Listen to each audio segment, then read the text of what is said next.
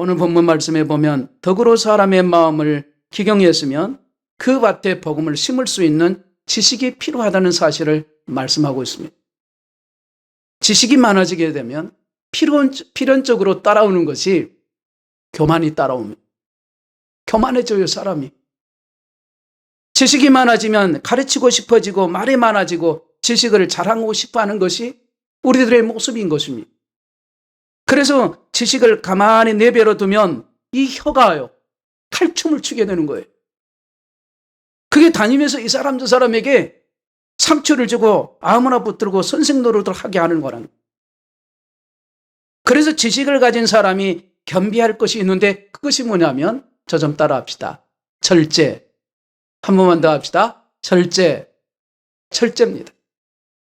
그렇지 않으면 그 지식은 사람에게 상처를 주거나 죽이는 무서운 독이 될 수가 있는 거죠.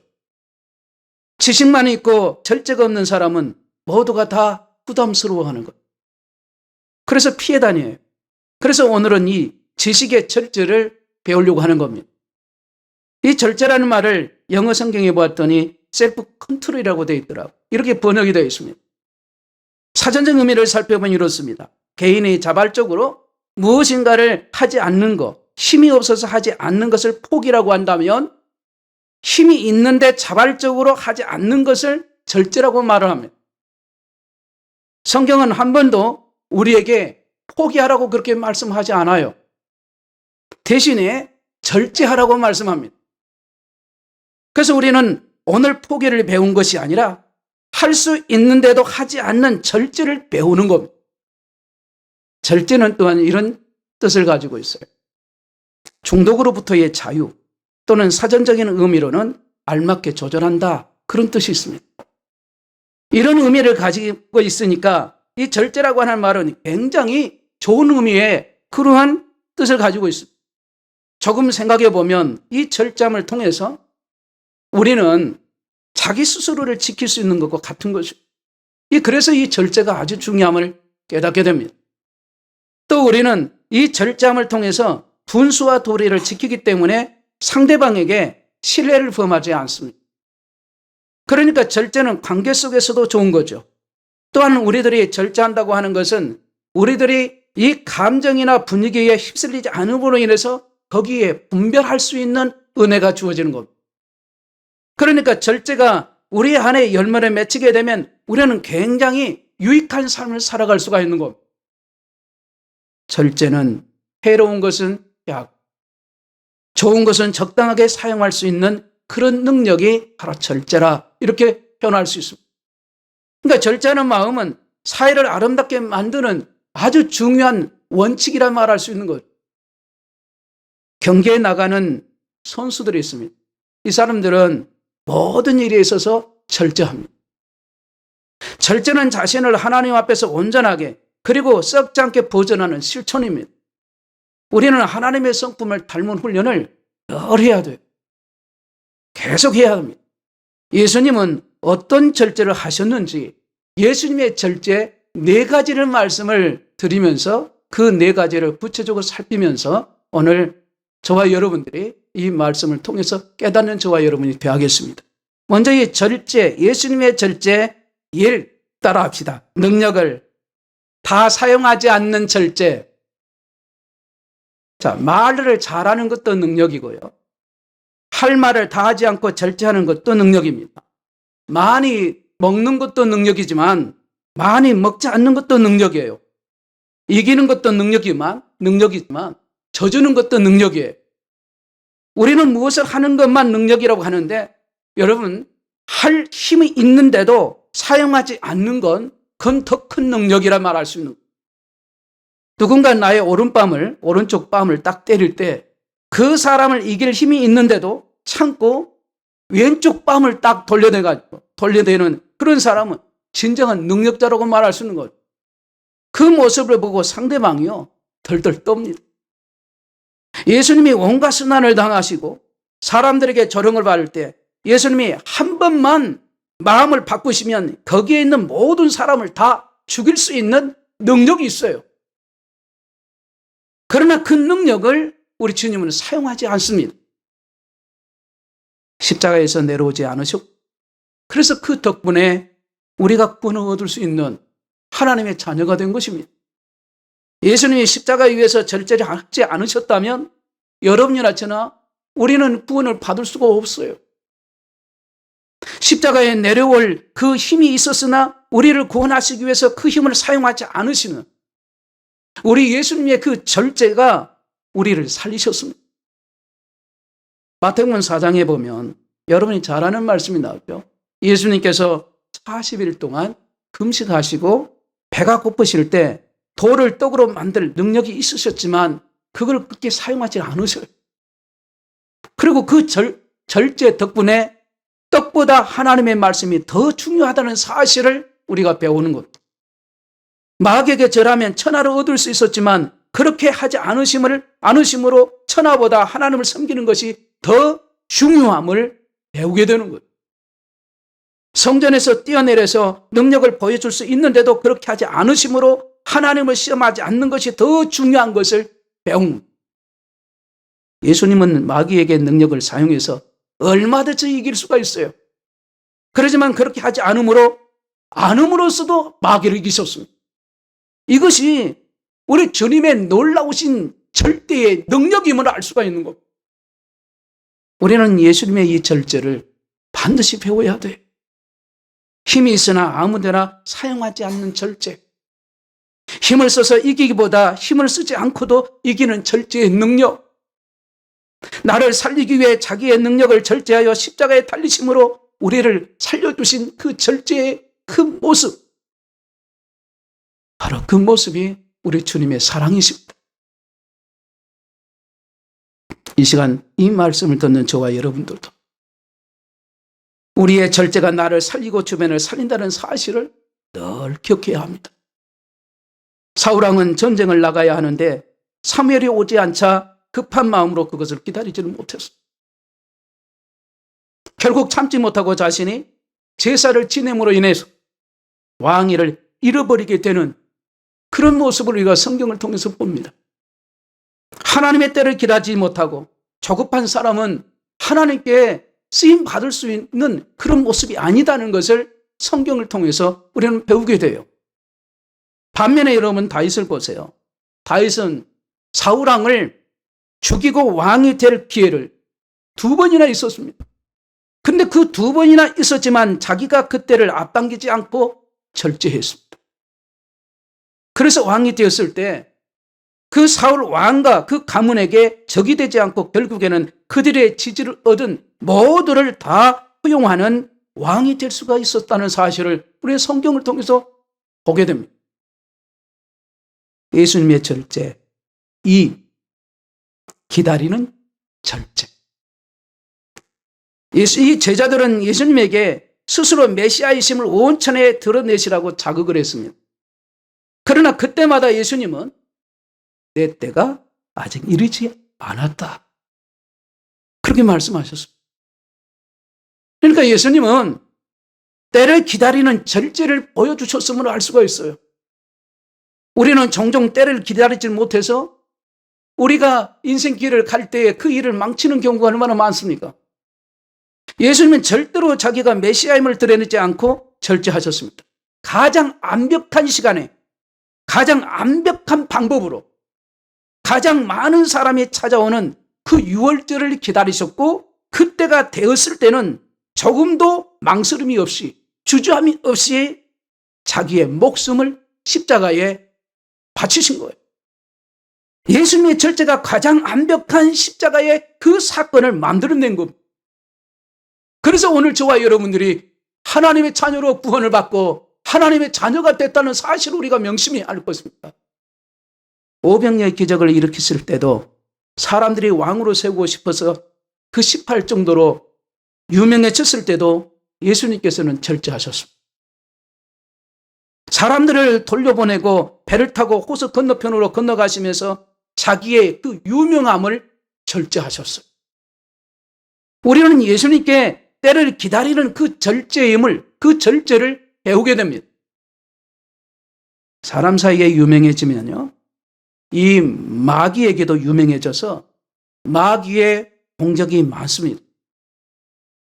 왜냐하면 마귀의 공격의 대상이 된 사람에게 유명해질 때 마귀는 그 사람을 주목해가지고 공격을 합니다. 이때 믿음이 준비되지 않는 사람은 그 공격에 쉽게 무너져 버려요. 이 마귀는 오늘도 우리 교회에 부흥되는 걸 싫어하고 우리 성도들이 복받는 걸 싫어하고 잘 되는 꼴을 못 본단 말이에요. 이간질하고 시기하고 질투하고 넘어지게 하고 비교의식을 가지고 열등의식을 가지고 넘어지게 하는 이런 모습들이 사단의 역사인 것을 우리가 알고 기도해야 하는.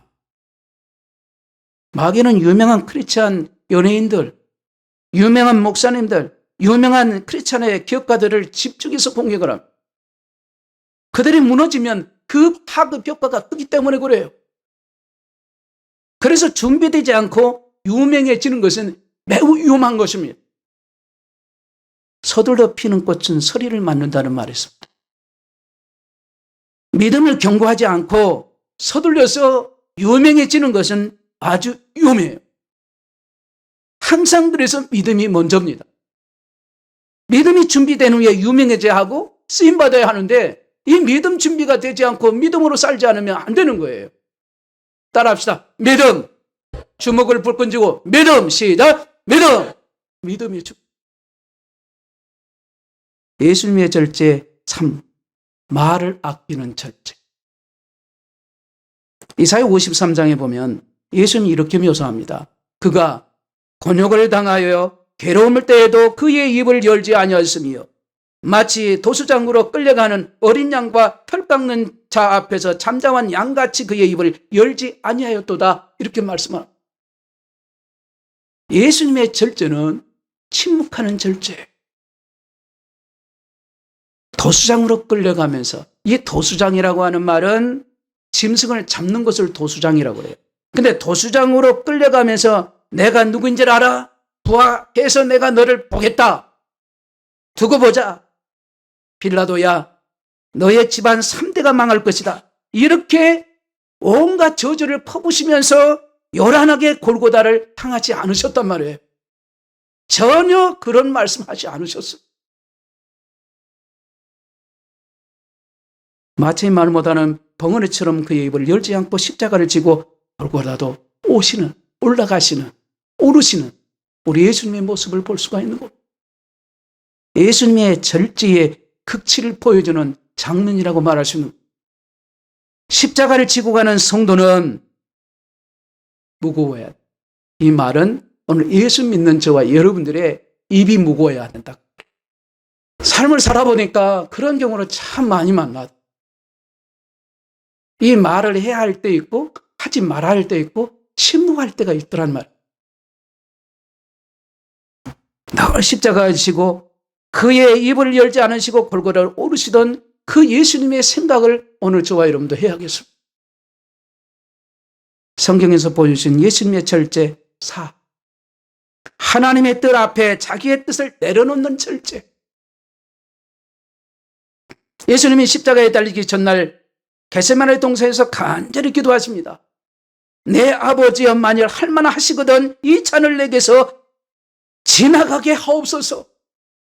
오늘 읽은 말씀입니다. 땀이 핏방울로 바뀔 정도로 간절하게 기도합니다.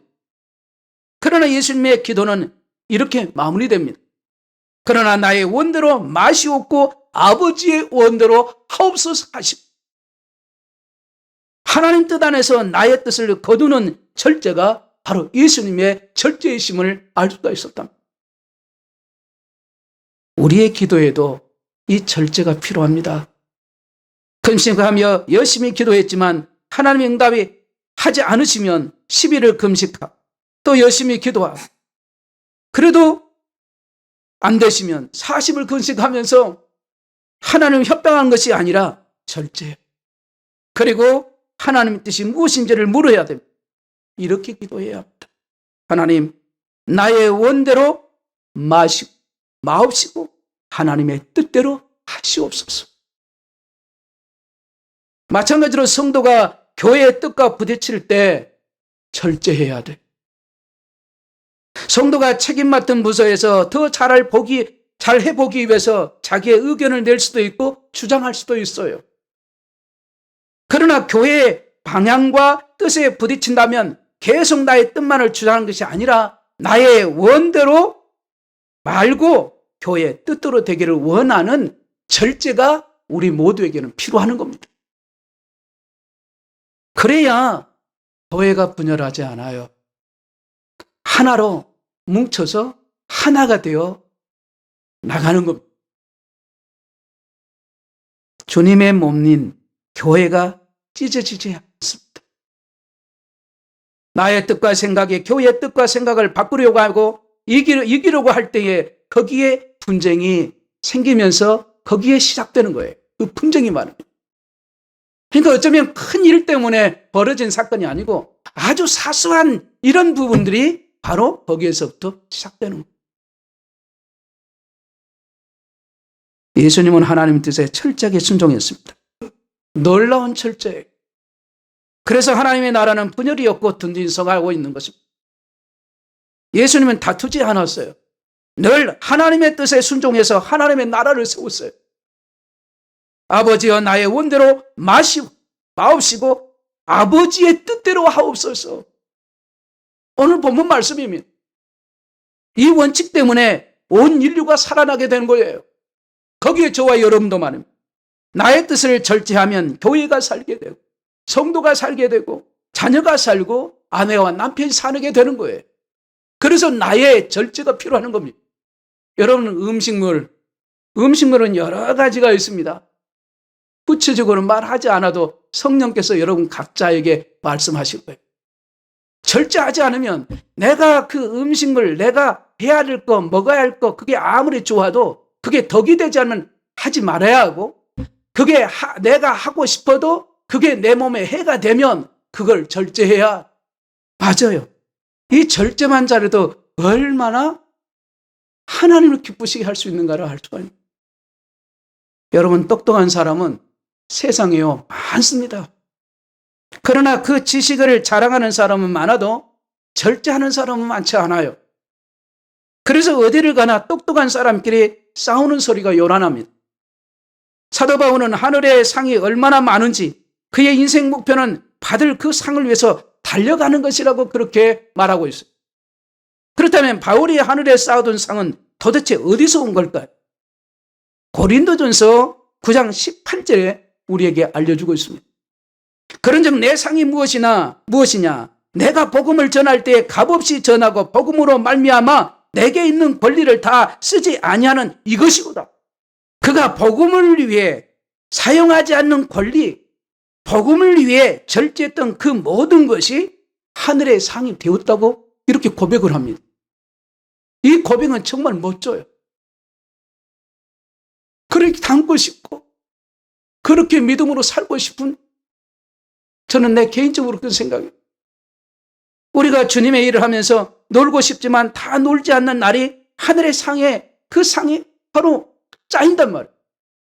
하고 싶은 말 많지만 다 하지 않는 그 말들이 하늘의 상에 되어지는 거예요. 쓰고 싶은 거 다 쓰지 않고 헌금하는 그것이 하늘의 상이 되어지는 거예요. 내고 싶은 성질 다 내지 않는 그것이 하늘의 상이 된단 말입니다. 이건 저와 여러분 다 마찬가지예요. 성질 내고 싶어서 나는 괜찮아 성질 내야 된다고 하면 계시는데 성질 내려고 하지 마세요. 성질을 내서 좋은 일이 없습니다. 바울은 그 상이 아무에게나 주어진 것이 아니라 절제하는 사람에게 더 크게 주어지는 상이라는 것을 깨닫고 사도 바울이 이렇게 고백을 해요. 운동장에서 다름질하는 자들이 다 달릴지라도 오직 상을 받는 사람은 한 사람인 줄을 너희가 알지 못하느냐. 너희도 상을 받도록 이와 같이 다름질하라. 이기기를 다투는 자마다 모든 일에 절제하나니 그들은 썩을 승리자의 판을 얻고자 하되 우리는 썩지 아니할 것을 얻고자 하노라. 이 고백을 하고 있습니다. 차드 버드라는 사람이 쓴 어느 방탕한 사역자의 노트라고 하는 책에 신학교 교수였던 미국의 어느 목사가 간음을 하고 모든 사역을 내려놓고 트럭 운전사가 된 이야기가 거기가 소개가 되거든요. 근데 이 내용을 보면 이래요. 설교 단위에 놓여있던 내 손은 트레일러 운전대를 잡고 있다. 내 손은 기름과 윤활유로 얼룩져 있다. 내 손가락에 더 이상 결혼 반지는 없다. 작업복을 입고 머리에는 안전모를 썼고 발에는 안전화를 신었다. 성직자 예복은 다시는 햇빛을 보지 못하리라. 나는 내 자신이 수치스럽고 패배한 사람으로 느껴진다. 설상가상으로 하나님은 나를 버리셨구나 하는 기분이 든다. 하나님께 버림받은 이 기분, 그것이 어떤 맛인지, 어떤 냄새인지, 어떤 모습인지 나는 잘 안다. 수년 동안 내 마음은 그런 속으로서 살아왔다. 나는 너무 많은 죄를 지었고 전능자를 너무 오랫동안 화나게 했고 너무 많은 사람을 상처를 입혔고 되돌릴 수 없는 짓을 너무 많이 했다. 이렇게 표현을 했습니다. 여러분, 사람들은 하나님께 완전히 순종하는 것이 힘들다고 그렇게 말합니다. 심지어는 저는 이런 말을 들었어요. 하나님 말씀을 내가 다 순종하면 내가 신에게 그 말을 듣고 저는 너무나 고통스러웠어요. 이런 말을 직분자인 누구든지 너무 많이들 많이 하더라고요. 제가 그때 깨닫는 건 그러면 하나님 말씀을 순종을 다 하지는 못할까? 하나님은 은혜가 주고 하나님께서 은혜 주시면 순종할 수 있을 텐데 이 말씀은 분명히 다른 사람에게 주는 것이 아니라 하나님의 자녀에게 주신 말씀인데 왜 그렇게 표현을 해야 되는가? 그게 제가 너무 어쩌면 마음에 아픔이 찾아오게 됐어요. 그건 불신앙의 말입니다. 단연코 말합니다. 아닙니다. 정말 힘들고 두려운 것은 하나님께 불순종하는 거예요. 순종할 수 있다 이 말입니다. 말씀대로 순종할 수 있다 이 말입니다. 여러분 에베소서 5장 6절에 말씀하시기를 하나님의 진노가 불순종의 아리들에게 임하나니 라고 말씀을 하고 있습니다. 여러분 이 말씀에 얼마나 충격이 오지 않습니까? 하나님의 진노가 불순종의 아들들에게 임한다고 하신 이 말씀에 여러분 한번 생각해 보셔야 돼요. 여러분 이게는 하나님의 자녀에게는 하나님의 말씀을 듣고 행할 수 있도록 은혜를 베푸신다고요. 우리가 그걸 몰라서 그렇죠. 여러분이 얼마나 마귀의 미혹을 받고 있는지를 알아야 됩니다. 하나님께 완전히 순종할 수 있습니까? 이 질문이 여러분에게 어떻게 느껴집니까? 원수도 사랑하라. 항상 기뻐하라. 범사에 감사하라. 이 말씀이 여러분 어떻게 느끼십니까? 어떻게 들려집니까? 어쩌면 숨 막히는 느낌이 들고 부담스럽지 않습니까? 그렇다면 이 마귀가 엄청난 복된 말씀을 심각하게 애곡시켜 놓은 거예요. 저는 그걸 깨닫게 돼요. 본능에 충실하라. 하고 싶은 대로 다 해봐. 괜찮아. 이 말이 여러분에게 들려집니까? 아주 좋게 들려질 수도 있습니다. 복음처럼 들리지 않습니까? 우리는 엄청난 미혹의 시대에 지금 살고 있음을 명심해야 돼요. 우리가 사는 길은 하나님의 말씀을 정확하게 알고 분명히 믿는 거예요. 여러분이 무릎을 꿇고 그러니까 성경을 가지고 있으면서도 읽지 않고 성경 읽어도 적당히 읽으면서 세상은 쥐하러 묵상하며 살면서 그러니까 거기에 영상을 보고 뉴스도 보고 건드는 생활을 엄청나게 말죠. 거기에 대중음악 듣고 또 텔레비전을 많이 보면서 그런데 정작 성경을 안 보는 저와 여러분의 모습은 아닌지 말입니다. 사단은 지금 사람들의 관심과 시선을 전부 세상 것에만 다 두게 만들어버리는 거예요. 내가 봐야 할 것은 보지 않고 다른 것에 시선을 집중해가지고 세상 것에 전부 그러니 우리의 마음속에 하나님의 말씀을 새길 수 있는 자리가 없다는 걸 여러분 깨닫습니까? 그래서 함께 하시는 주님, 하나님께서 하신 말씀에 대해서는 할 말이 없는 거예요. 하나는 왠지 멀리 느껴지는 거예요. 내 마음에 예수를 그리스도를 내가 영접하고 믿게 되면 내 마음에 계시는 예수님이 계신데도 불구하고 예수님이 멀게 느껴지는 이런 모습이 우리의 신앙생활 아니냐 이 말이에요. 하나님의 말씀을 모르니 하나님 말씀에 순종할 수 없고 하나님께 순종하지 않으니 하나님의 보호하심을 어떻게 받겠습니까? 하나님의 말씀대로 사는 것이 처음에는 힘들어 보일 수 있어요. 그러나 그것이 여러분 말씀에 순종하는 그것이 우리가 살 길이고 어쩌면 우리가 가장 좋아하는 복받는 지름길로 될 수 있다 이 말이에요. 복은 하나님이 주신단 말이에요. 하나님의 때에 가장 좋은 것 주시는 하나님이심을 우리가 믿고 철저하게 말씀에 순종하고 살아가는 건 우리가 살아가는 거예요. 그런데 여러분에게 말씀을 배우라고 해서 강요했다고 여러분 막 짜증내신 분이 있어요. 잘하셨습니다.